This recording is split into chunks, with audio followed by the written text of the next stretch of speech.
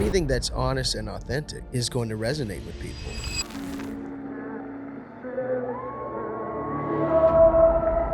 And I love that you use the word offering. Every song I write ends up in the offering stage. If you do nothing with what God did, you will end up with nothing that God did. I'm gonna say it again. You gotta do something with what God did, and do something soon. There's a time limitation on your humanity to convert what happened spiritually. Wow. And if you don't act in obedience sooner rather than later, you will be drifted back into the deception of I'm okay. Oh my gosh. So this is wild. I am sitting in this green chair in this incredible spot. And this is Life in the Wild. And by this time, you've heard me go through what it is and what it means. Of course, I'm Michael Bethany. And this is not just a podcast just to talk junk and rehash like what's happening in the world and give you my take and spin on politics. But this is really dedicated to investing in you. And especially if you're a person who really, you really want to live the thing like that God's spoken into your heart, like you really want to navigate it and you're frustrated and tired of just falling short. And even if you've come close to like doing whatever God's called you, but you keep falling short and you need someone to help navigate that. I don't want to say this is just discipleship. I think your discipleship should be a little bit more close in proximity to your life, but this does support that journey and we want to pour into you. And I've got some incredible people helping me just kind of walk you through some important things. And Life in the Wild is all about helping you with your lifestyle, giving you a lifestyle that matches what God has called you to be and what God's called you to do. So let's go. Before I keep on going, like make sure you like, subscribe, all that stuff, but share it. Like I don't think there's any more important thing I can say about it than sharing it. Because I think that as much as this will bless your life, it's going to bless people that you know, and then you guys can talk about what you learned and you can share with each other and just see what God does with that. But with no further ado or to do, I've got Israel Houghton in this podcast. Good morning. Hello. Good day. Good afternoon. Good evening. And good night. Let me say, like I am as I was preparing to come hang out with you. I've known you for quite some time. Yeah. But I've known you for longer than you've known me. Okay. I remember when you were doing like back with Michael Pitts. Yeah. Like the early days. And Yeah. when you did Azusa conference and y'all were doing that, like what is the song? Back then it probably would have been New Season. It's a new season. Yeah. You were singing that. Oh, it's a new. I remember that Azusa conference. I remember Bishop Pitts throwing down. Oh my goodness. So this podcast is going to be different. Okay. Because let me just start it by saying this to you, like you've heard this a billion times, is you have imparted so much into my life. Like there are three people who I have basically, like I've drawn from everyone vocally and all sorts of things growing up in the gospel, like community and church. But when I came into identity and understanding like what my true nature calling was, like as not just a worship leader, but there's an authority that you carry. There were three people that made a difference for me. It was Fred Hammond, of course. Sure. Fred Hammond, like for us all. And of course, that's my guy. Yeah. Worked very closely with him. Donnie McClurkin. Wow, yeah. Which is off. It seems like Donnie, you don't sound like him. It's like, no. When exactly That the way dude's he commands a platform in a room, I would watch it. It's like for a season, I would just do what he was doing. I sound different, look different, present different, sing a different style of music, but I'm doing like the level of like confidence that he carries.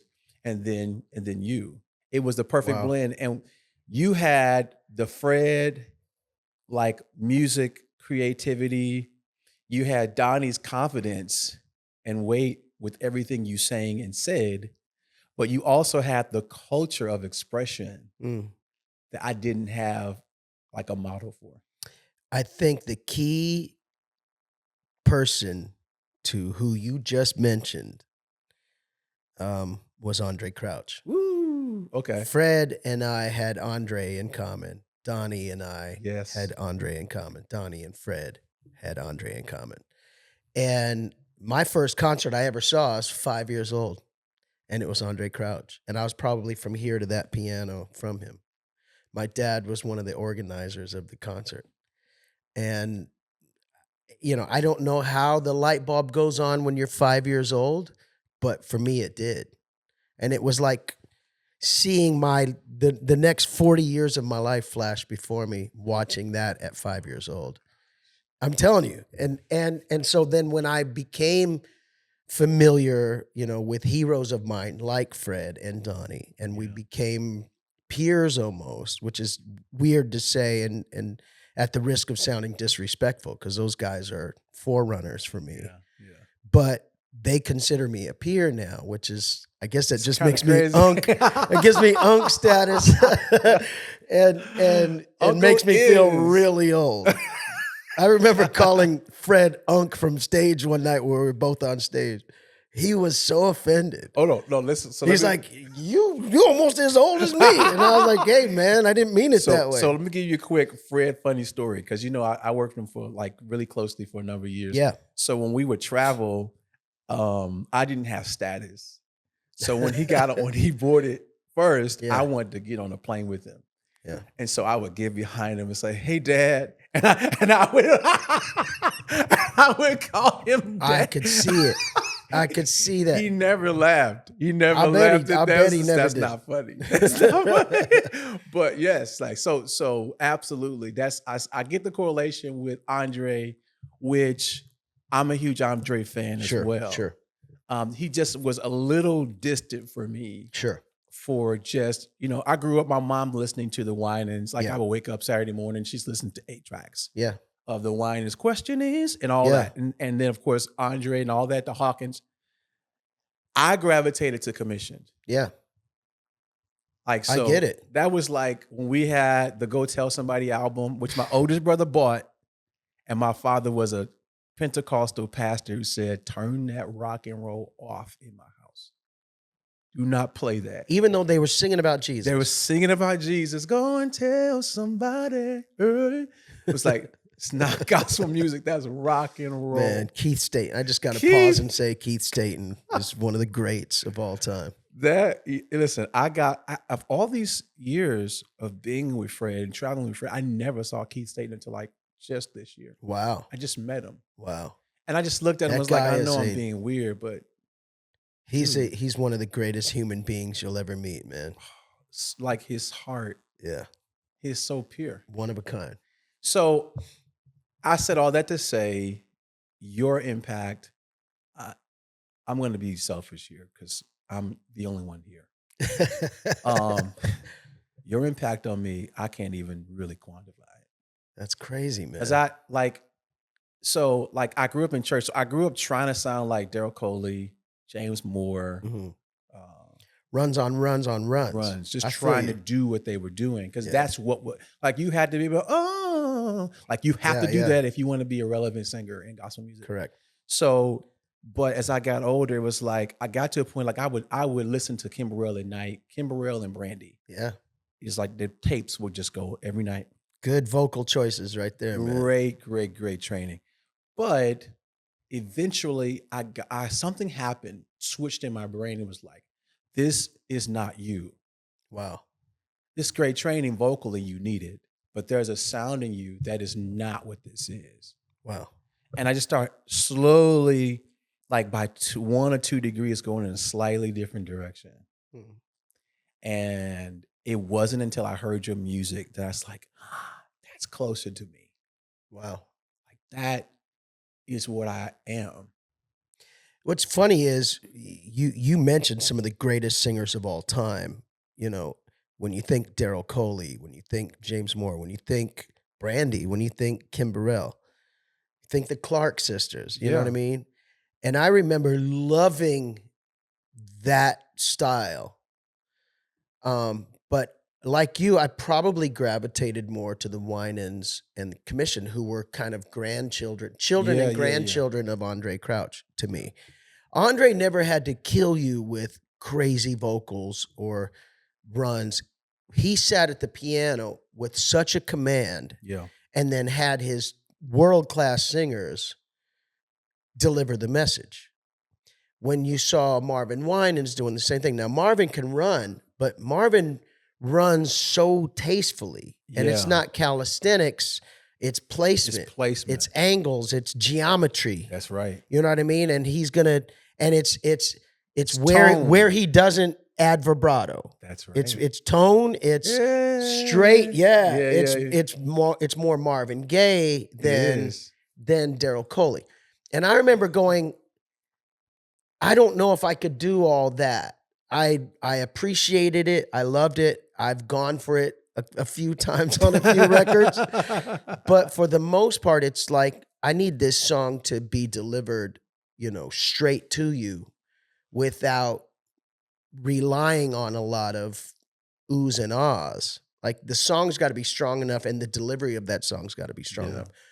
And it wasn't until maybe the advent of Marvin Sapp with Commission that you started hearing a lot more of that, which is, he's one of the greatest to ever do it. But I remember early on, and it's funny that you would mention, hearing us and something clicking. Bishop Michael Pitts was probably one of the most instrumental voices in my life when he preached a message on being an original. And it spoke to me so much because one of the points he made was originals have no competition. And I remember just hearing that going, that hits me right here, because we were talking about this off camera, but like almost never finding a place to belong because you're sort of third culture, as my friend Dave Gibbons talks about. Right. You're like, I don't fit here, but I kind of fit in this other category, and I'm meeting other people who have that. And that's where I gravitate. So Pitts coined this phrase, I'm here to be the contrast, not the competition.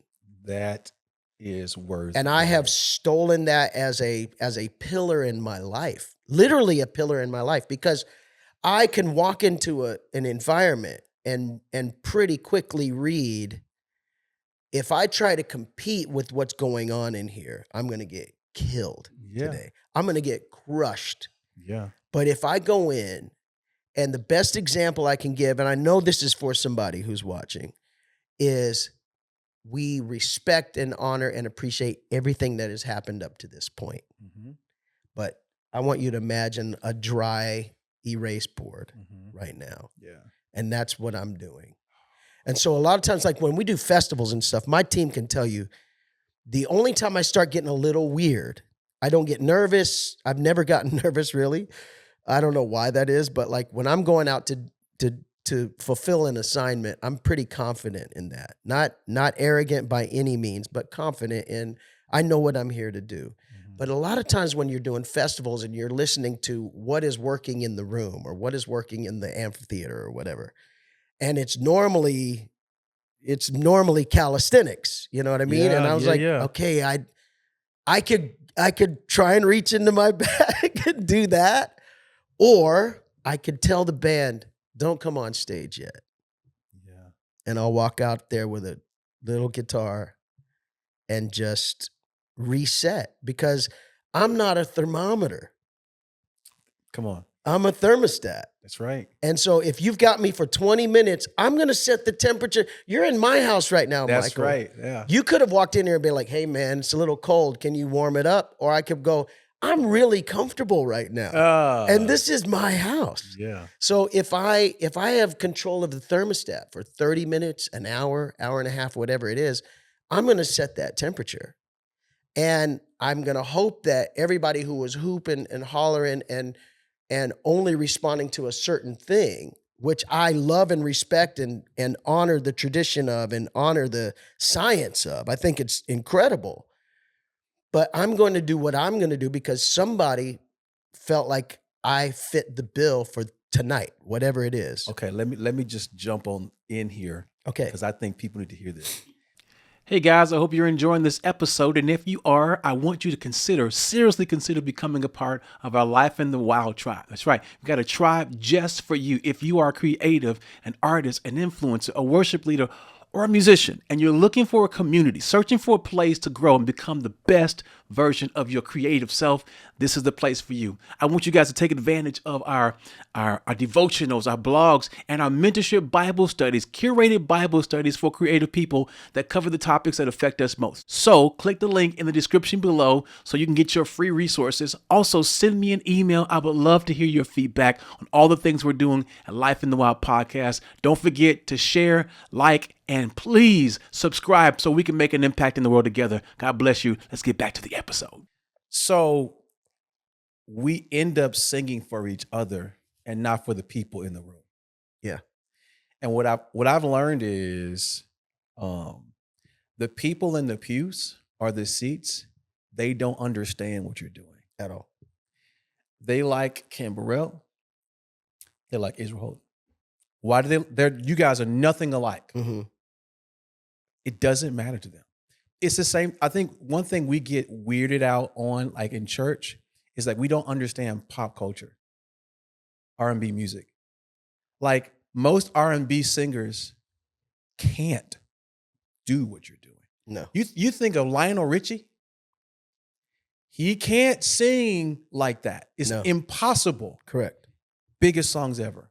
It's not and people don't say, I used to think Lionel Richie was great, but now since I've heard, That's a great point. I don't know if I like that anymore. Like it's like, no, like people, easy like Sunday. It's people are not listening for the technical ability of anything. They're listening for what inspires them in their hearts. I'll give you a great example. 2020, I had kind of in 2018 low-key announced, like, I think I'm going to retire. I think I'm just going to chill. I think I'm good with this. I'll lead worship when the time is allotted for that. I'll keep writing. I'll keep producing other acts. But the idea of like chasing this thing as an artist anymore. Yeah. Mad respect to Kirk Franklin, who's still the king of the hill all these years later. That's not my pursuit. I'm not trying to be on top. And he doesn't sing, by the way. There's that part. Not a single note. That's not my pursuit at all. Yeah. My pursuit is, God, what have you put in me, and how does that benefit the people around me? Yeah. And if I maybe leave the stage in order to create space for others, I would love to do that. I don't have to be a king. Maybe I could be a kingmaker. Maybe I could be a coach. Maybe I could help some other people realize what's in them and realize they got way more capacity than I ever imagined having. And let me just, and it was wild because I sincerely meant that. And then 2020 rolls around, pandemic hits. Reluctantly, I start doing this Worship Wednesday thing. My wife is like, you're doing Worship Wednesdays. I was like, everybody's live right now. Like, I don't want to add my voice to that. Yeah. And she just basically said, well, that's cool, but people want to hear from you. And I didn't really understand that until we did Feels Like Home. We did Feels Like Home in November of that year. Mm-hmm. And I just couldn't believe it. I don't even know how to put it. I couldn't believe how many people tuned into that, how many people got that record, how many people still stop me to this day going, that record played nonstop in our house during the pandemic. Yeah. We needed this. And you're just going, we didn't overdub anything on that record. We didn't even do it to make a record. We did it to do a live stream thing. We didn't overdub. I didn't fix any vocals. Stuff was mad flat and mad sharp throughout. And yet, to your point, people go, I'm connecting to this. Yes. And I don't know, I can't tell you why, because certainly not on a technical level. It's not the best sonic record we've ever done. And yet it was nominated for a Grammy. And I'm just going, without anybody campaigning, without anybody pushing, hey, for your consideration. I've never sent a for your consideration thing out in all of my life. And yet I'm sitting. I don't know if you can see it in the shot. This is not on accident. I don't want to put it behind you because I didn't want to make you I appreciate do that. But Thank you. No one's going to think they're mine. That's funny.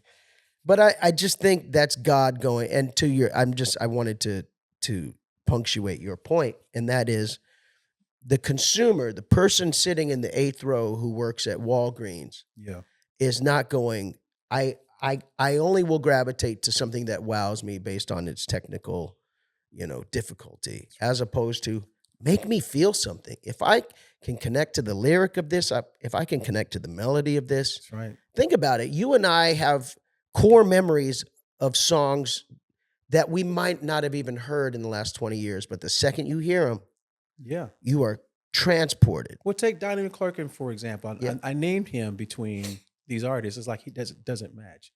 Do you remember there was this season of time where Donnie McClurkin just took over? Yeah.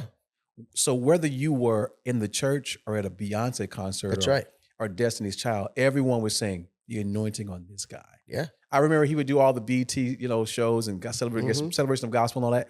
And he would be out walking out speaking in tongues. Like, and on television. Yeah. I remember one time he was singing, whatever he was singing, the show was ending and he just started going off and they just rolled off into the credits. Yeah. There was this, but it's like he never competed. Yeah. Because his sound was unique. Even his voice and tone, it didn't matter. People, we are made in the image of God. That's right. So when people hear something that is a gift from God, you don't even have to know God to feel that. That's right. It's like, this feels like home. Like this feels familiar. I don't understand what I'm listening to. This is how God uses, you or myself or anyone else to draw people back to himself, because though a person may be lost, there's a DNA of what found feels like. There's an imprint in there for sure. Absolutely. And so you don't have to try to be something you're not. There's a spiritual component to what God's placed in each one of us, that if we own that, and I think for me, it was navigating, like, this is an identity conversation. Like, you have to embrace who you are and what God gave you and overemphasize that as opposed to comparing it and trying to be like anything else. Right. You are still to this day in an unmatched category. Like, a lot of people have cropped up over the years. So I remember there was this time and I'm not throwing off on those shade, because all these people, I'm fans of all these people. Yeah. I remember Sanchez, Free Chapel. I remember Freddie Rodriguez. Like, I would start hearing these different things crop up. Like, this kind of sounds like Israel a little bit, but it's not quite. It's different. And then that season came. BJ, who's a buddy of mine, Putnam, as my bro. And so you got all these sounds, and then the gospel side cropped up. You get you got William McDowell, Travis Green. Yep. You start to hear that. Phil Thompson. These things but still not quite like that. Todd Delaney, still different. And I'm thinking that you're in the middle of this, and it's still just something so unique. So the beauty in it is, like, even as time goes, if you embrace your uniqueness, you will, even when the landscape changes, your light still shines unique. Yeah. And to this day, the longevity of what you're doing is because you've stayed faithful to the sound that God's uniquely given you. Thank you, man. For me, it's been impactful because I grew up in that. So let's flip this a little bit. Being a third, like, what'd you call it? Third culture. Third culture. So oddly enough, I feel that way. I love it.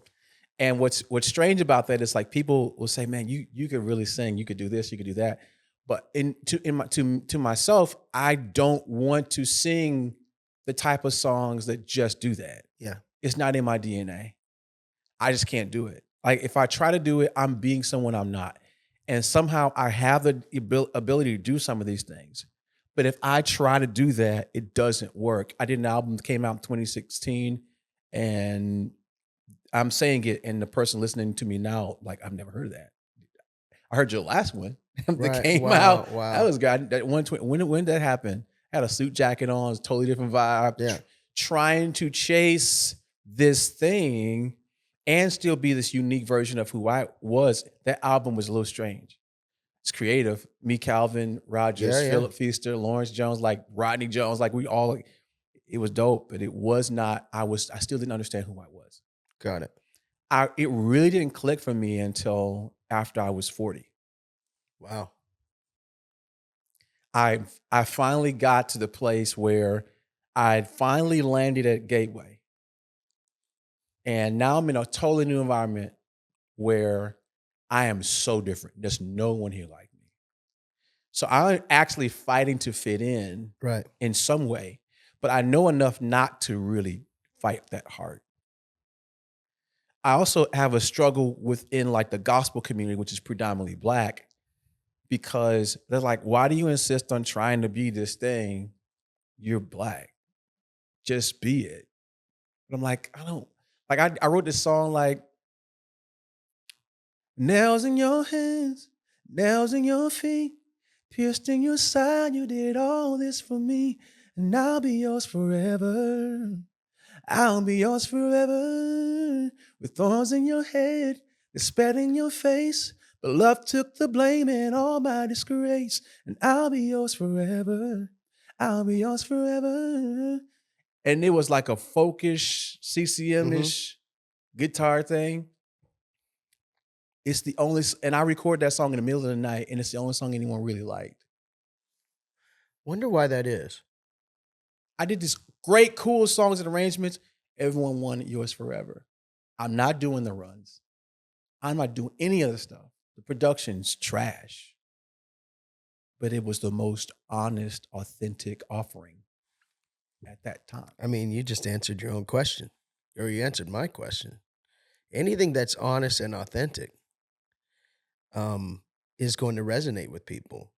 It's like, if you and I, if the cameras were off and we sat down and started to write a song, the song that's going to work is the song that resonates with us first. Whatever frequency that is on. Yeah. You think about it. You probably have no problem standing on a stage, even in a hostile room of people who don't know the song or don't know you, delivering something that you come by honest and authentically. That's right. And I love that you use the word offering. Every song I write ends up in the offering stage. Yeah. In other words, okay, I've prepared, I've worked my craft, I've labored over the lyric, I've tweaked the melody and blah, blah, blah, blah, blah. And at some point, it just becomes an offering. At some point, you go, God, I'm giving this back to you. Every time we've ever done a live recording, I have to remind my team, I have to remind the room before we get started. And I've never done a live recording to this day that I didn't walk out there first without fanfare, without please welcome. I don't do that. I'll walk out there. A lot of those classic records that Aaron Lindsay and I did with New Breed, we'd walk out there with a bare stage, house lights up. How's everybody doing? Listen, let me just level set here. Tonight is going to be about all of us leaning in and worshiping God. And hopefully we're going to say something and sing something together tonight that 40 years from now, 50 years from now, people will hear and still feel what we feel tonight. Yeah. That's the goal. That said, here's a chorus I'd like to teach you real quick. And when the night comes back to that chorus, they're like singing it full force. And I did all that because at some point, I have to offer this up. Even once the record's done and you go edit it and mix it and master it and tweak that, there still comes a moment where this is an offering, God. Yeah. And ultimately, I'm giving this to you. And you and I have done records like that where we're like, I put my heart and soul into this record. We've used so much creative energy for this record, and 17 people heard it. And then I've done other ones that like I kind of put together and just, it's more overflow of my life. Yeah. And here we are in my living room and here's a song and it goes all over the world. I'll never understand the science behind that. I'll never understand how God does what he does, but I'm grateful for it and I'm constantly learning from it. And ultimately it has to be offered. It does. And it's up to him to go, I'm going to break this and take it all over the world, or thank you for that offering for me. And I receive it and it's all good. And just because it didn't go all over the world doesn't mean it wasn't an offering. You inspired me in a profound way as it relates to creating an environment. When my family, we all came to Deeper finally. We went to the last one before you moved it, Okay. right? It was at Grace and Humble. Yeah. And then the following year, we following did it at it. that And other so Grace we went here. to that last one. I had my son at the time. I only had one son at the time. My wife and my boy, we came down, and he was just small enough for me to put on my shoulders. Oh, cool. And John Gray was going nuts On fire. every time he touched the mic. It was like he was in Michael Jordan. Like, no, whatever the moment was, Bro, but get him the ball. give him the ball. like he shifted the room. I think that conference, I didn't mean to interrupt you, but I think that conference, that was actually his role. Like John. Between me, Aaron, and John, it was like, John, you have carte blanche. Yes. You could grab the mic at any time and take it anywhere you want. That's exactly as what opposed happened. to giving, because I don't even think I gave him his own slot. No, or he maybe didn't I have- did. He did preach. Yeah. But he didn't have a set. Correct. He was in everyone's In set. everybody, and he made everybody's set better, bro. He did. It's like Marvin Winans. When Marvin Winans grabs the end of your song, that's all you want. Because he's going to take it to such a new and beautiful place. Creative. He's going to vamp that thing until people have, Because now John's going to rap, yeah, sing, spoken Dance. word, dance, comedy. tell jokes. Yeah, exactly. And shout you. Yeah. Like dance. And also like hit you with crazy revelation content. Yeah. So we went nuts in that thing. But that was the first time I'd seen a worship leader / artist create a whole environment. Because we typically are a part of someone else's environment. Like, you know what I mean? It's like there's a leadership conference. We need worship there. Yeah. So we need you guys to kind of live in our world. We'll give you enough time, but We're going not to put a ceiling on you. Yeah. Like you need 35 minutes. We're going to give you 22. Yeah.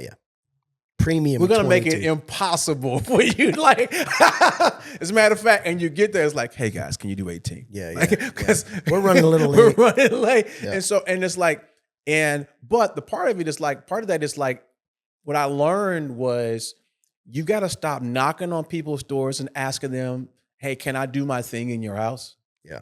It's like, why don't you go build one? Yeah. That's really what we did. We found ourselves in a lot of conferences that felt like the whole purpose of this conference is to ultimately get to the third offering of the night. And I just got weary of that. I'm like, we are busting our tails to help contribute to and create an atmosphere. And instead it just feels gimmicky at the end of it. So like Deeper probably lost money every year. The non-conference. We call it the unconference. The unconference, yeah. And it was like, okay, guys, yeah, we'll take an offering, but even that, I just don't. Because I never wanted it to feel like, and now the moment you've all been waiting for, the guy preached out of, John 3:16. So get a $31.60 offering in your hand. That's too low. That's too low. I know, you know what I mean. Get a $316 offering.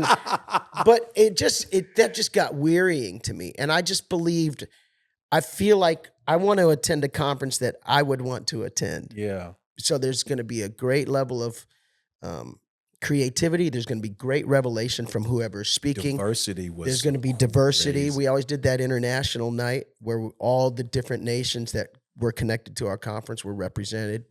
And I wanted people to hear from different people. Even I've had people with opposing messages sometimes on the same week, just because I felt like I was strong enough and intelligent enough to navigate that and understand that there are people coming to hear this, but I want them to also hear this. You had CCM and gospel in the same room. Mm-hmm. Like you had really CCM, and the band would go anywhere. Would go, but like in the discipline of the band to say, no, play the song like the song. That's right. Like don't disrespect the song because you're such an amazing musician. Like yeah, play that. And then when we get over here, and if it goes totally Pentecostal, then fine. Yeah. we'll go there. And I remember that first conference, and in that room wasn't large enough to hold the conference. Yeah. But you could hear the singing in the room. Everyone could sing. Yeah. Like it was a place for creatives, a place for worship leaders, a place for artists, a place for people from different walks of life, different parts of the world, places where your church couldn't do this because many times the local church selects for its own demographic or the preference of its leadership. And so that room opened up for so much. And then, of course, you went to the bigger room. So I want to get to this night. Okay. Do you remember? You know what I'm talking about? Yeah. The night. This was the night. I do know about this night. I think if I know what you're talking about. Oh, yeah, you know. Because I saw you at the Dove Awards like not long after that night. And we were standing at sound check. We're just like, isn't that crazy what God did? Yeah. So let me tell you a story. You are so enweaved in my life. I love this. So much deeper than you know. Okay. I, as a young church kid, had more talent than wisdom, more gifting than awareness. And I was out of balance. Got married young, had a kid, and I looked like I knew what I was doing, but in reality, I didn't. I presented on platform like a guy 10 to 15 years older than I was. But behind the scenes, so me and Travis, we did this like a couple of weeks ago. And I told him the way my mentality was as a young man was like when I moved to Dallas and started hanging out with Fred, or when I was doing the Tyler Perry thing, I came into with such an arrogance, thinking I grew up in church. My father's a pastor. I'm like, and so I said this whole thing is like, I'm not like y'all. I'm a bishop inside.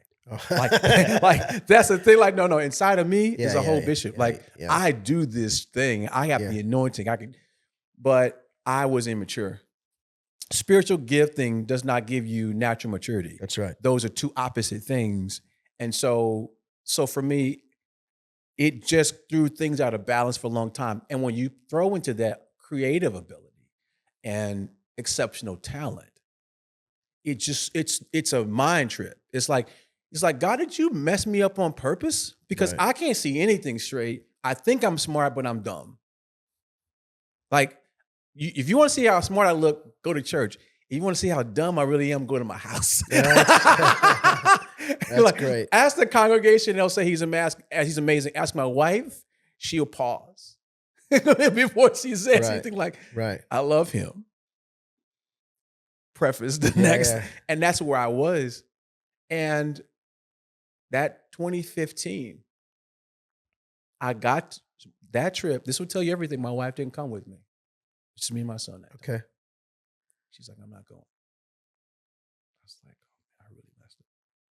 This is not going well. I came to doggone it. Shoot.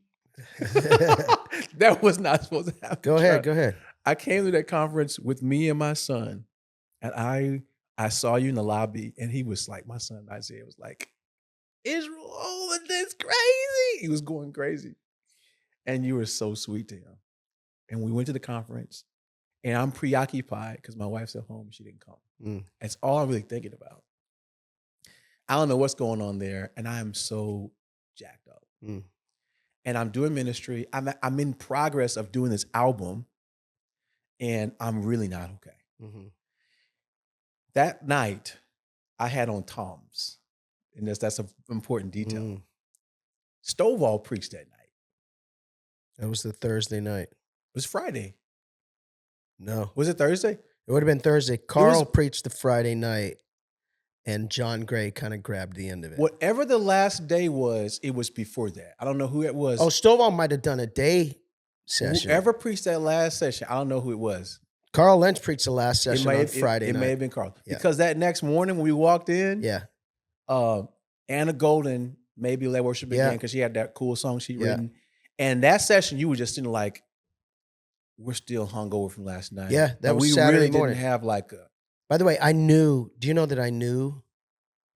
Well, there's a whole lot more to share here, but I knew that was the last deeper. Okay, so that creates context. It's deep. Yeah, go ahead. I'm ready for it. You were walking through your own life am offering this to us at the very same time. I'm there. You know who I am. We've met. I could go backstage and say hi to you. You like all that. We weren't like close or anything like that. I'm out there with my boys, so you don't know what I'm going through. And that night was the first time I heard the Lord talk to me about the abuse that I experienced as a kid. Wow. Wow. Like me and my wife are going through something. The Lord's like, he started to tell me, I'm getting ready to heal you tonight. Wow. From this abuse you experienced. Wow. That night. So my son's with me and I am running back and forth and he's running right by me. He's playing. He doesn't know what we're doing. And the picture of his father. Oh my gosh. And my son I running. just felt that. With me back and forth. And I'm getting delivered. Wow. Set free. And I've been in so many revivals and church services that I did that and walked out just as filthy as I walked in. But that was a different thing. Like I was running literally for my life. And so while I'm running and dancing, we were literally there till like 1 or 2 in the morning. Like the song that just kept going under that was "I'm finally letting go." Yes.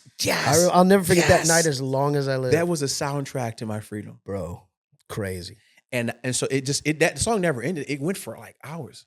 I remember it went with Oceans, Spirit lead me with my trust, and then I'm finally it kept just ping-ponging between those for what felt like 3 hours. It did. And it was 5,000 The service people. was over. No one left. Bro. It was like, do you remember I got up like 3 or 4 times? I'm like, okay, guys, for real, you're free to leave. Yes. And then something would just, another wave would hit. That was crazy. To the toms. I had these dope toms. Okay. They were black and like tweed, some weird, cool thing. I started jumping like as high as I could. I almost twisted my ankle.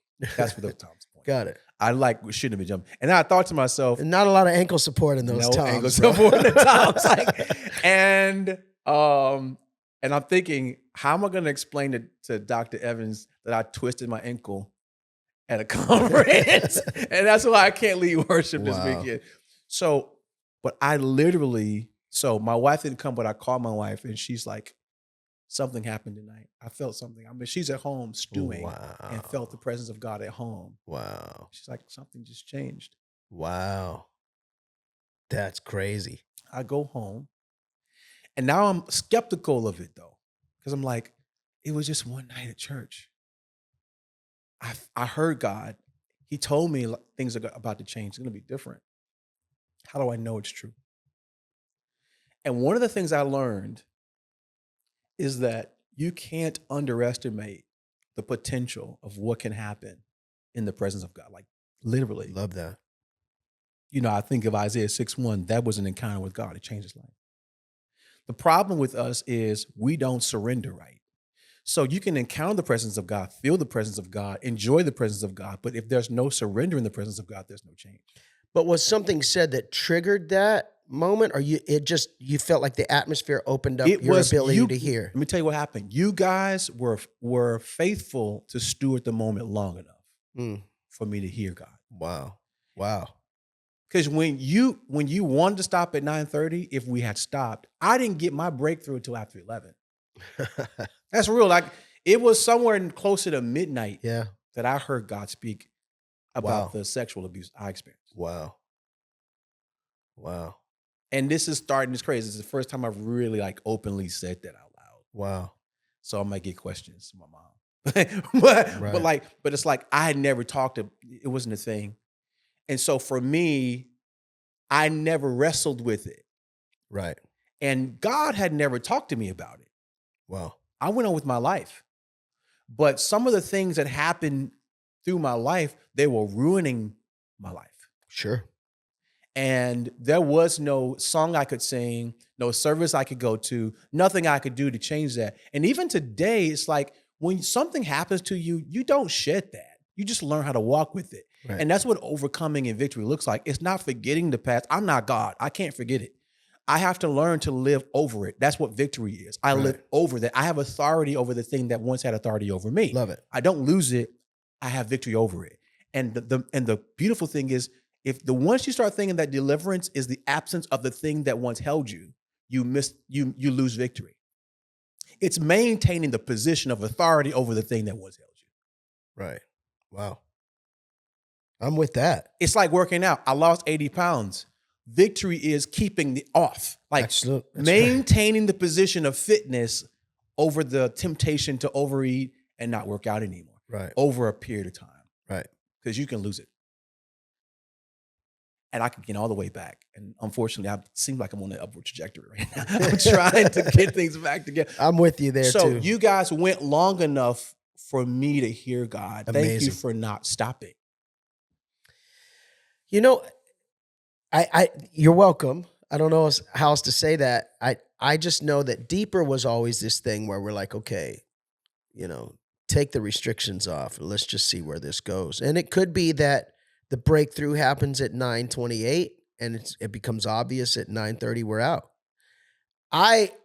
Conversely, like I never want to go to an event and I've been to some that just feels like we're going to keep beating this dead horse until something happens. Oh, it's all good. We leaving. It's fine. I'm out. leaving. I have no problem with going, hey, I gotta go. I have no problem with that. But no one left though. Nobody left. I kept inviting people to leave. 5,000 people. It's like we all just knew something is here. Something's happening. Something's stirring. And you guys always would coin this the phrase the fear of ending. Is that what it was? I have a fear of closing. Fear of closing. I have such a fear of closing. Well, it paid off that night. Yeah. So let's get practical. Okay. I left and went home and went to therapy. Great. I was in Celebrate Recovery through that time. I had all these things around my life. Wow. So so here's how you convert a move of God in a room into the rest of your life. Yeah, you got to be practical with it and walk it out when you leave. You got to do something with what God did. That's right. I'm going to say it again. You got to do something with what God did. Love that. If you do nothing with what God did, you will end up with nothing that God did. And he was there and you heard him. And he was doing things. God. Yeah. But when you left the room, you did nothing. And here's the next thing. Do something soon. Because what God did is in a moment in time. And there's a time limitation on your humanity to convert what happened spiritually. Wow. And if you don't act in obedience sooner rather than later, you will be drifted back into the deception of I'm okay. Wow. Well said. So it's the humility that if I don't move right away, I'm too stupid to get back to this later. Yeah. So I went home and I had to then set things right in my house, go to the things and do the things. And that was like the last pit stop of overhauling my life for God to say, okay, now I will give you this album you did. That's fine. I'm not going to, you could do it, finish it, get it out. But I'm now going to give you the real thing. Wow. And in 2017, God gave me Overflow, which I just released the album last year. But it wasn't about the album. It was like, I'm going to change your life, your culture, your expression. I'm going to give you a place to do it. 2017, he gives me the thing. I started working with BJ. We came to your house. We wrote, I didn't release any of that stuff. Yeah. I was on a journey of rediscovering, being comfortable in my skin and being okay with being different. I end up at Gateway, long story short, in 2019. I don't really belong there with my singing style and expression. But the songs I want to do over here, not churchy enough for us. Why don't you just do what you did? But y'all won't even play that music. When I do what everyone's doing, nobody hears it. No one cares. I think you're hitting on something. And again, if this takes it in a different direction, stop me. But I wonder why that is. I wonder why we gauge this is working only based upon the immediate response of people. Okay.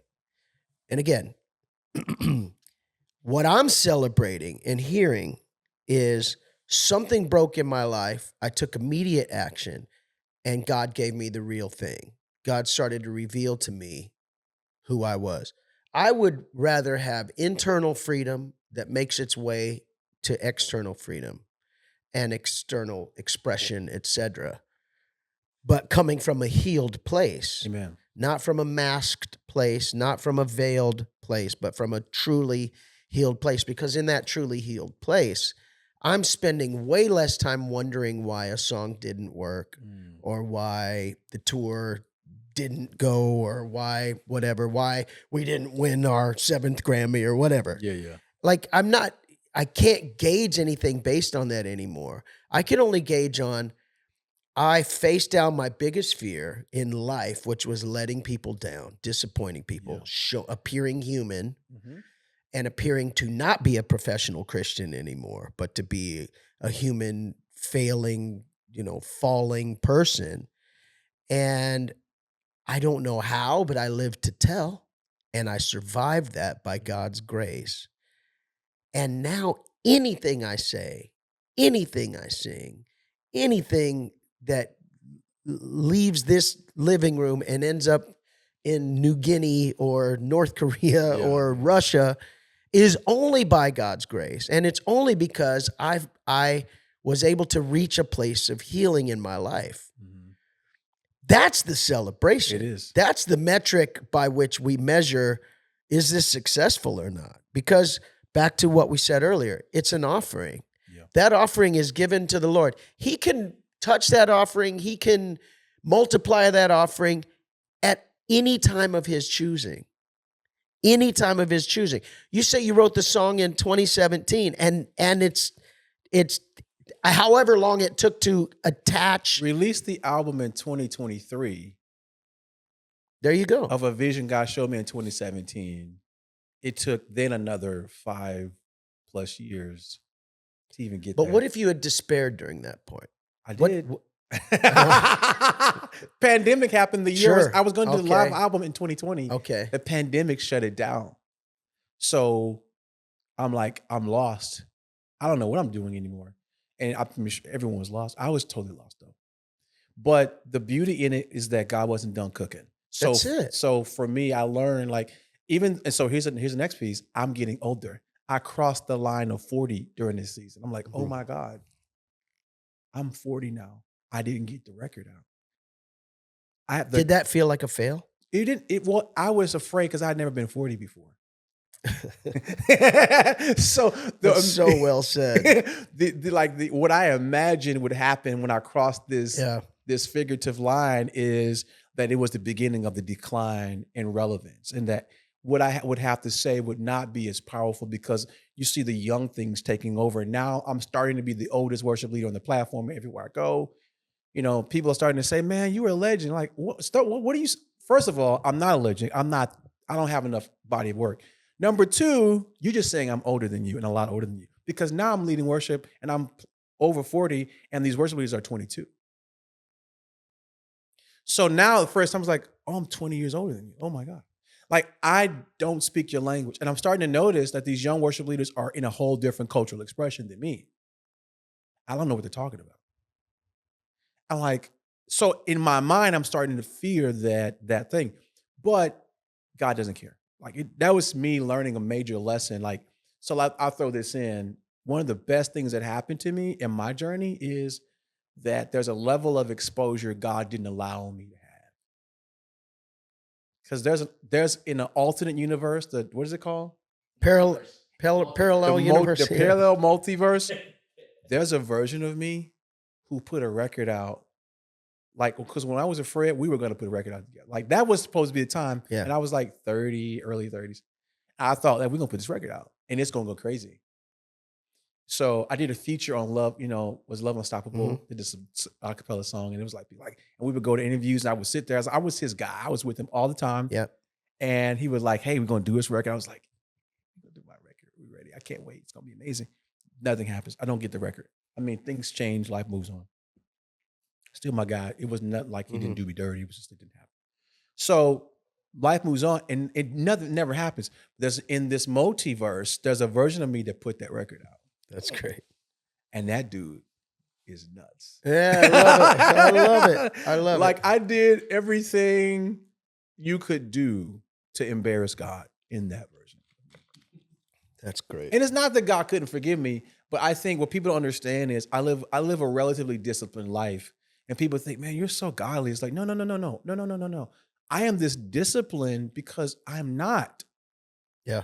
that godly. Yeah. Like I understand what Isaiah said. Like when I saw the Lord, I realized, ooh, I'm so unclean. Yeah. messed Yeah. up. Yeah. And everybody in my crew is like just as bad, if not worse than me. And I'm like, and I understand that. So let me say what I'm grateful for. I'm grateful for the delay. Wow. I'm grateful. Say that out loud. I am grateful for the delay. I heard someone say this: every delay is for your benefit. I promise you, I thank God for unanswered prayers often. Yeah. Because if he had given me what I was begging him for, when I was begging him for it, I don't think I'd be sitting here. I think it would have killed me. Mm-hmm. And I think a good father goes, I love you, kid, but I'm not giving you a shotgun for your 5th birthday. No. I love you too much to do that. It's not going to happen. But my friend has one, and let's put it in real artistic terms. So-and-so is blowing up on a song that is trash. That's a trash song, God. That song, I would never do that song in my church. I don't like that song. That song does not speak to me. And it's number 1. And that guy just won his 18th stellar. And that song is trash. Give me that. That's my bro. I'll tell you a real story without naming names. Ooh, I love this. Oh my gosh. It was our 2nd Grammys. And I don't want to give too much away because I don't want people to try and research it. But there was somebody who was always in my category in multiple years. And when we won the first one, it was sort of it was for a live in South Africa. And it was kind of a fluke, but we were up for 4 awards that year at the Grammys, and we won 1, which was great. Then we put out the Christmas record, and we put out Deeper, like back to back, and got nominated for each one. And this guy who had a humongous record, a humongous song that year, was in our category, and we won. And I'm walking through Staples Center at the time. I'm walking through the concourse of Staples Center. So we've won the award, taken the pictures, done the whole interview process and all that. And now we're going to our seats for the main show. And the guy comes up to me. He's walking toward me. I'll never forget this as long as I live.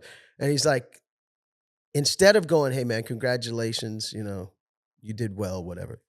He walks right up to me and goes, man, I hate you. And I'm like, what? And I'm waiting for that. I'm just kidding, bro. I'm just kidding. And he goes, man, I hate you. This one should have been mine. And just walked off. And just kept walking. And I don't know how else to say this, and I hope he's not watching. But like, he was never in that category again. He was never on that stage again. He has not since made that kind of noise again. And I kind of took that as I don't want to be that. Yeah. I don't ever want to get to the point where this is no longer a privilege. This is no longer empowerment. It's entitlement. Like if I expect to have this kind of result just based on my skill set or based on my resume or based on who knows who, because I have determined in my head that I'm the greatest thing going. And I forgot that I've been playing with house money my entire life, bro. That any door that's ever open, any window that's ever open, any opportunity of platform that's ever formed under my feet, any microphone that's ever been placed in my hand is not as a result of I'm so great and I was just born so great. And even even having a discipline. I've got this discipline and I put the work in, so it should be mine. I thank God that for some reason I was able to see lessons like that in real time and go, mark that. Don't do that. Don't be that, because everybody on their way up is going to see somebody on their way down. Well, the delays and some of the things you go through, the detours, like that don't make sense to you, is God's way of saying, I'm protecting you, buddy. You might see it as rejection. It's protection. Whether it be in a relationship, whether it be in a pursuit of your goal, etc. Like, I believe I got to the point, especially being at my very, very, very, very lowest publicly, that God goes, wow, I can trust this guy. Yeah. Granted, I proved to be very untrustworthy for a season in my life. And how I dealt with that, how I repented from that, how I got into therapy, how I said, okay, I can't make that mistake again. Shockingly, God sends this gift in the form of Adrian into my life that just absolutely shifted everything. Some people have a problem with that. Some people are like, well, first wife or adulteress. Like, okay, I get what the word says, 100%. Adultery never played into it when it came to Adrian. It was a completely different thing that, blew up my marriage. But in that, this gift, and I remember saying that publicly, she's a gift to me. And, you can just feel the tension in the room. But I look at the fruit of our life over the last 8 years and I go, God knew exactly what he was doing, because the alternative for me at some point was like, I'm checking out, And for whatever reason, I went through it, walked through it, endured the test, and to be trusted now by God. Yeah. And I'm experiencing this strange renaissance in my life at the age of 52 that I just never imagined I'd be experiencing. And things feel fresh again. Things feel new again. Yeah. And the consequence of, if I do this record, what will happen, is so out of the equation. Now it's just like, God, here's another offering. I'm always going to be generous in my offerings to you. Mm-hmm. And if you choose to do something with it while I'm alive, if you choose to do something with it in my children's generation, if you choose to do something with it 100 years from now, it's still an offering. The stories of redemption in the book we affectionately call the Bible, there are no superheroes in the book. Talking to a friend last night, and he was like, man, where are the superheroes? Like, everyone's messed up. All this stuff is happening. I'm in Dallas. I'm in Texas. So what's going on in my city. Yeah. It's all around us. He's like, where are the superheroes? And I'm like, there are none. And Chris Durso quotes this: the best of men are men at best. That's it. So what makes the Bible special aren't the characters, it's the grace of God on them.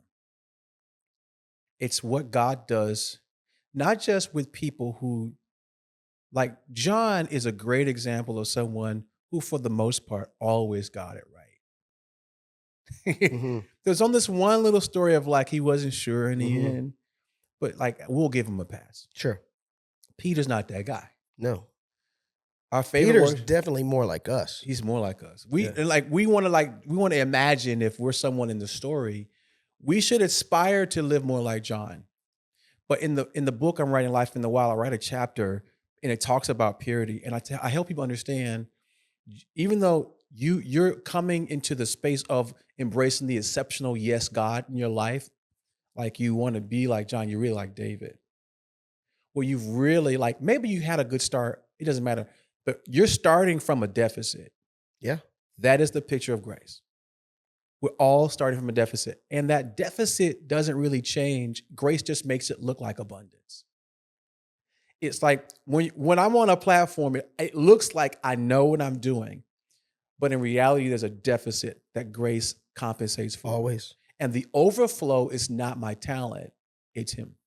That's it. And there are times in our lives where we cannot hide the deficit. And I think the beautiful thing that God is doing is allowing people to see that deficit in real time and then wrestle with, what do we do with that guy? Because the question is like, well, what are you going to do with you? But what is the contrast? What are we comparing this to? Like, Right. who do you want him to be? Do you want it to be private so you don't have to know about it? How is that going to help you? It's just a mind trip when you realize the superhero is God himself. The only one. He is the one who saves the day. And in the entire book. And maybe we're not, maybe we're the victim, and sometimes maybe we're the villain, but God is always the superhero in the story. Wow. And from your testimony to mine, to all the testimonies that are being created in real time, I believe what God speaks is, you are valuable. And you're not, it's like I tell my son, and it's a story I always tell, when my son was young, this one school, he was like second grade, third grade, he had a terrible year. He is brilliant. This year, all of his grades went down. He didn't like school. He was getting in trouble every day. And one night we were sitting in the living room in our little house. We had this 1,400 square foot, 4-bedroom house. That means there's no room to do anything. There's too many bedrooms in this house. Yeah, it's funny. So we're sitting there, and it's so funny. He would be like, Dad, can we get a bigger house? My friends have bigger houses. Like, no, this is where we live. And we're sitting there, and I'm telling him, I say, hey, I'm proud of you. And he's like thinking he's about to get it. And he's like, I'm so proud of you. And he looks at me, he's like, why are you proud of me? I can't think of one reason for you to be proud of me. Wow. And he's not even 10. Wow. And he's like, you're proud of me? Like, and he's going over like how bad the year's been. Mm-hmm. How many whoopings, spankings he's got, punishments and bad grades. And I'm like, I'm so proud of you. And I just kept telling him, he started to cry. Beautiful. And I said, I'm proud of you because you're my son. That's it. God has the ability to reconcile all of your humanness with not his divinity, that you're his. That's the thing. You can do whatever you want, but your DNA still connects you to me. That's it. And I love you. That's grace to me. Yeah. I think we're so used to the transactional part of Christianity and grace and redemption that says, like I'm even careful to say, when you said, when I left, I had to go do something. I agree that you ought to put action to the experience. But I think the inverse of that sometimes is I have to do something in order to earn something. Yeah. Or to justify that I received that. And that's where people really get tripped up, is because you're still a human being. And so you're not going to have, it's not always going to be, it's a small world after all, playing on a loop in Life is Disney and Roses. And, sometimes it's going to be rough. And sometimes you are going to make the wrong call. And sometimes you are going to respond wrong to the day that you're having. Grace is what has made that possible for you to have a bad day. You understand? Grace is what says, hey, I'm still holding you up. Waves are crashing into this boat, but we're not sinking. Yes. Grace is what makes Romans 8:1 true. That's right. There is no condemnation for those who are in Christ's grace. Yep. That's right. However deep that gap goes of deficit, grace can fill it. That's right. It doesn't get too deep. The grace can't reach the bottom. That's right. That's right. And I think once people get that and understand that we've got a lot of road ahead of us. There's a lot of life to live. There's a lot of songs to write. There's a lot of songs to sing. So much. There's a lot of lessons to learn within that process. And, just James Taylor said it best in a great song. The opening line to this song is, the secret of life is enjoying the passage of time. That's good. Like, I think everybody, I talk to friends on a weekly basis who are frustrated with, when's my time going to come? When's my moment going to happen? These are the guys going, that guy has a song out and it's crap. And how come my song, which we know is way better, it works so well Sunday morning, how come it's not number one on such and such. Yeah. And I want to hug those guys so bad and go, bro, the secret of life is enjoying the passage of time. Like, this is a journey. Like, even right now, like if I leave this conversation, you go think about what you just said to me, you're going to go, I sound like an idiot, because my life is not over. And there's going to be other songs, and I can't get so tied to these songs or tied to the identity of who am I apart from a child of God, a healed child of God, hopefully. But like, who am I apart from that? Am I just a person that has to occupy this space to feel some semblance of purpose and I'm alive out here? Or can I walk through a wilderness? Can I humble myself in a smaller house? Can I humble myself with not quite the car I wish I was driving yet? Can I humble myself and maybe make opportunity for somebody else? Yeah. That's the tough one. That is. A lot of times when guys go, man, I just know what I'm supposed to be doing. And I go, man, but you have so much wisdom for other people's experiences. So much. You have such good advice when it comes to this guy. What if you're a player coach? What if you're a life coach? What if you're a kingmaker? What if you're not the guy? Can you be okay not being the guy? Oh, I can. I mean, I that almost sounds self-aggrandizing. Sorry. No. It says you. I can. No, Even from the beginning, I was like, my goal in life was to be a drummer in a great band. That's as far as my, like, I didn't want to be the guy out front. I wanted to be the guy. Okay, let's. I get it. I get that. And it wasn't just musically. I actually thought I was going to be a senior pastor when I was a kid. So in that way, I wanted to be the guy. I was my son. I was a PK. Yeah. I was raised to be. I was told you're going to be the guy. My dad. I was told that once a week, and you know what I said to all of that? Yeah. Because I was a PK as well. I said, never. I will never be a pastor. Never. I've been offered churches. Yeah. I've been offered, come on and be our guy, more times than I can count. And people are like, you're pastoral, you're a shepherd, I was like, maybe so, but like, I know certain guys like yourself raised in that environment going, well, this becomes the obvious next step of the family business, so to speak. It does. Mine was such a violent no. So like there's in a response secret to that. rebellion underneath the surface. It's not secret at all. It is very out front, up front. I will never pastor I remember a church. watching you preach, and that was a slight rebellion. Like, I'm not going to be this person. I'm just going to be me and do it my way. Yeah. Well, I think we land, and this is not accurate, but we land in the same heart position. Yeah. At this season of my life, I got here from thinking, oh, it wasn't what I thought. I should get used to not being the guy, because I'm not the pastor. I'm not this. The music thing, the record didn't come out. Nothing is. So my mind's not working. So let's fall in love with where I really am. And so my favorite thing to do is like pray with guys. Like, there's nobody there but us. A few of us. Like, that's really my favorite thing to do every week. So pastoring, I fall in love with pastoring. Sure. Though I get to travel, my favorite part of traveling is not what happens on the platform, it's what happens in the room. Absolutely. It's what happens in the car when I'm getting. So for me, it's like, I love that. I love shepherding. I love helping people. I don't really want the platform as much as I want to be behind it. Sure. I want to help. Like, the platform can be deceptive. Like, whatever you think it is, it's not that. No. And if you fall in love with it, you'll die on it. Yeah. So for me, I've landed in a place where I've totally let go of the dream. Here's what I realized. God has a dream and always had one. He put me inside of his dream. And I may be wrestling one way or another with it, but he's going to get his way. He's going to get his way because of Psalm 37.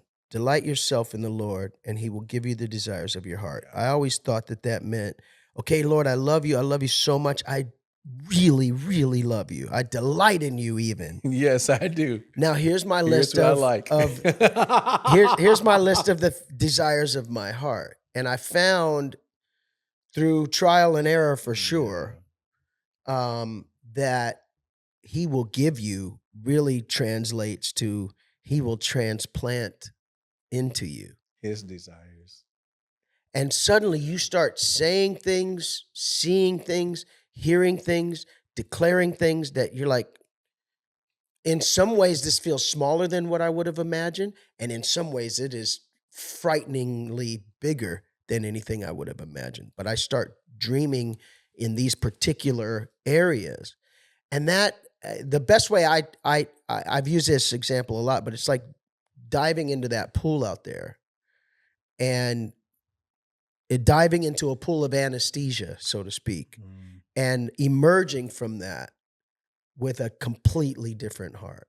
That's what delight yourself in the Lord and he will give you the desires of your heart means to me. Like, forsake everything else. And if Jesus goes, hey, in my experience, I went from having this beautiful house on a hill in Malibu to an apartment probably the size of this room in West Hollywood, and just like from an ego standpoint, it's a crusher. You know, I'm driving these nice cars, all those get sold, and you know, I'm hanging on and paying alimony and child support, and just going, what am I doing here?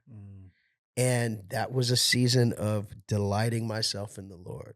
That was a season of literally going back to my first love, of just like, there was a time I used to just sit in my kitchen at my piano and lead nobody in worship but myself, and entertain the Lord, entertain the King. And I used to use all those examples at worship conferences, and they were great, and they were sincere. I promise you they were sincere, but they were never more sincere than when you're reliving it and you're back at what feels like square one, and you're arguing with yourself. You're having real conversations with God that goes, I guess this is the end of the line. I guess that's it. And God used people like Michael Pitts. God used people like Teray Roberts. God used people like Stephen Furtick to just call me randomly or show up randomly. Furtick often would call and he'd go, hey, this is not a gimmick. I just need to remind you, you've made your mark. You have nothing more to chase, so don't chase it. Just know God has used you, and if he continues to use you, awesome. And if he doesn't, he has used you and you have made your mark. Like, just that kind of encouragement that just is enough fuel for that day to go, maybe I'll sit at this piano today and maybe something will come out. And instead of me almost withholding worship from God because I'm in a rough spot, or I don't have the answers that I'm looking for right now. Bro, I would imagine an apartment about this size, a little studio apartment with a little keyboard in the corner. And I'd pass that keyboard every day for months and feel this pull from God, like, come sing to me. I'd be like, I got nothing to sing, man. In the shower, a song would come to me and I would withhold it. Just like, I got nothing to sing. I got nothing to say, because I had gotten so entangled in, when I sing, it's on a stage with a mic, with people, with response, etc. And very much like you, I put out a record in 2018. Everybody called it sort of the comeback record. It's the Road to Damascus. I'm like, felt great about these songs. Did Reckless Love. I'm like, this is gonna push this thing into, you know, the the upper echelon. I'm back. And I think it sold like 18 copies, right? And so it's easy at that point to go, well, then I'm going to retire. Like, my work here is finished. And I have to, you know, I have to confess, like, there were certain sour grapes in that, because there were a lot of people holding the purse strings to whether or not we will let you back into our good graces, our good human graces. Some of the same people blocking that are people who now we find out were doing stuff on levels that you can't imagine. And you're sitting there going, and those same people are like, but if you'll come out and you'll say this and this and this and let us know how this happened and who this happened with, and I was just like, so like do a year and a half apology tour? Like, no, I'm not going to do that. What I'm going to do is protect my family. What I'm going to do is not have to speak bad about other people. What I'm going to do is keep my mouth shut and keep honoring God. And that's what I felt the Lord wanted me to do. That's, in my time with him. You got to remember, everything that came to the public was 5 years behind what I had been dealing with. So it was like, at some point, I'm on the other side of this. People are just getting an understanding of things. So they got to, juggle that and measure that. And you had to move now at the pace of the people. Correct. And that was tough. Which is humbling. Very, very tough. You've navigated us to a moment, Israel, where I don't want to end this by no means, but while you were talking, yeah, you know the song I was hearing? No, you don't. I don't know why I asked you that. Falling in love. Oh man, with Jesus. Absolutely. That's not high enough. Falling in love with Jesus. Do you have perfect pitch? My son does. I do. Wow. Am I right? You're close. Jesus falling. Jesus is the best thing I've ever. It is that. That is what it is. Yeah. I remember falling in love with Jesus as a kid. And what marriage does, you learn, is that falling in love has to happen again and again. And you have to fall in love as many times as necessary to ensure that you're protected. And with God, so move marriage out of the way because some of y'all single. Don't matter. God is saying, what I'm doing in this season is I'm giving you an opportunity to fall in love with me again. And when you fall in love with God from this place, there's nothing attached to it to taint it. Because you don't deserve to be in the room. Because there's one thing for people to, it's one thing for people to put you on a pedestal. It's another thing for you to believe you should be there. And when God allows things to crumble, all he's doing is setting the stage for another romance. Because when you fall in love with God again in that place, that proves that the worship was real. Wow. If you can't get back to it, maybe there was nothing there. I'm not trying to speak like shade or make you feel bad. I think this should encourage you because it wasn't the song, it wasn't the albums, it was just you and God the entire time. That's it. And that song is about worship. And I think what I'm hearing is every song was always for me. It's a worship song. That's right. All of them were for him. All of them. So at what point should we stop writing them? I'm gonna go ahead and go with never. I'm gonna go with never. I think there's always a song, and it could be the simplest, most basic melody, but coming from a pure heart. It could also be the most creative, complex opus, masterpiece, and both are true at the same time. But Always. there is something to be said of just hallelujah, thank you, Jesus. I remember sitting with Andre Crouch 3 days before he passed, in his just sitting on the edge of his bed, and he would tell these stories, kind of go off on these stories. Sandra was there, which she'd kind of interpret, a couple, what he meant was, and then he would pause, man. And he just looked at me and goes, Israel, I just appreciate the Lord. He just kept saying, I just appreciate the Lord. And I don't know, even when I say it now, I feel this lump in my throat, because it was like he had taken all the complexities of God, all the mystery of God, all the wonder, and he's got to know he's at the end. Yeah. And he's just looking over his life. Yeah. Good moments, bad moments. Andre had some rough public moments. His life is fascinating to me. And he had to navigate things in the public as well, and rumors and conjectures, and some things he just found himself in the wrong place, the wrong time with the wrong people. And yet you look at his life, and at the very 3 days out, he's saying, I just appreciate the Lord. And I look at my life, and I always hearken to something I saw Bishop Jake say at a Hillsong conference. Had to be 2012, I think. He was doing this interview with Brian Houston's sons, and they got a chance to interview him. And they said, all right, so you've been in ministry now 40 years.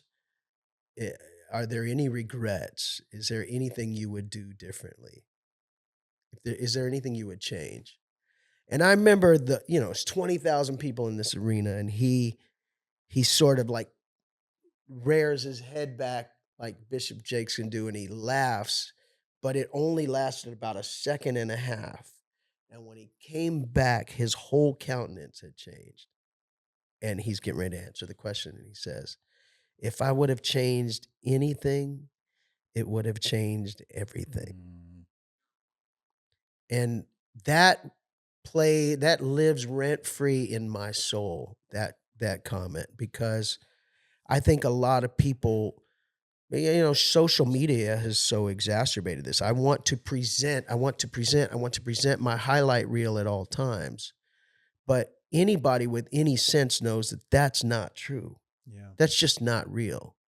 And for somebody to go, I have embraced every win, every loss, every maybe, every lost opportunity to invest in something, every investment that I made that went belly up. I am the sum total of good and bad decisions, wins and losses. And that is who makes me who I am. That's what enables me to look at this camera and go, I get it. And all of us have had moments where we're like, does this work anymore? Does this mean anything to me? The pandemic created such a crisis of faith within so many people within our community. Like, is this even real anymore? The deconstruction movement came out of that. Yeah. Like, all of this is, what is it all for? And at the end of the day, I wouldn't change a thing, because if I changed anything, it would change everything. And at some point, you just got to go, the secret of life is enjoying the passage of time. God has already walked my days out, and he's just waiting for me to make the steps that he's made. Yeah. And he's already made provision for the ones that I miss, and the left turns I take when he said to go right, and his ability to recalculate like Waze, man. Like, I missed the turn, recalculating. Gotcha. Yeah, I'm recalculating your route. I have 700,000 provisions for any step you take. Yeah. And I am not shocked by the wrong ones you take, because I'm a father. I can look at you as a 9-year-old and say, I'm proud of you. And I could look at myself and go, transactionally, what are you proud of? I didn't do anything. If anything, I did the exact opposite of what you told me to do. And yet, here's the Father. Here's the Father going, I'm proud of you because you're mine. And as long as you know that you're mine, you can receive this grace, because it's there. It's not like I'm withholding it. I'm not withholding it. This grace for your journey, this grace for your life, this grace for your questions, this grace for your habits, your struggles, is all there. And you have no transactional responsibility but to say yes to it and receive it, period. I love you, Lord, and I lift my voice to worship you. Oh, my soul, rejoice. Take joy, my King, in what you hear. Let it be a sweet, sweet sound. Let it be a sweet sound. Let it be a sweet, sweet sound in your ear. Father, I thank you for giving us this moment to fall in love with you, to worship you, to recommit our hearts and our lives to you. Thank you for the contrast in worship that we get to see, the disparity between where we stand and where you sit, and you still draw us closer. You don't deny us. You don't look away.